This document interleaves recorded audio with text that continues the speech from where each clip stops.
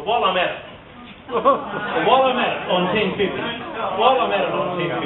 You better go. Come on, let it go. Get someone else to go. while I'm No, he doesn't go. No, he doesn't. want to hear me on 1050, okay. I'll talk about 1050. So the fact of the matter is this. You've got to look at the way government adopted that legislation. A proposal was put to the government which indicated that we were facing the worst potential bushfire crisis that we had ever seen. And the RFS delivered a report which recommended the whole of the 1050 scheme. Do you tell me seriously that a responsible government would not implement that scheme faced with that advice?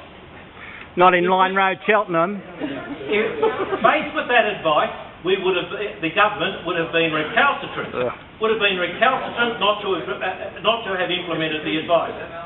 Once it became clear that people were abusing that scheme and the extent of the abuse which was highlighted by Greg Smith in Parliament and in the media releases which he issued, the government acted so as to wind it back. Not once, but twice.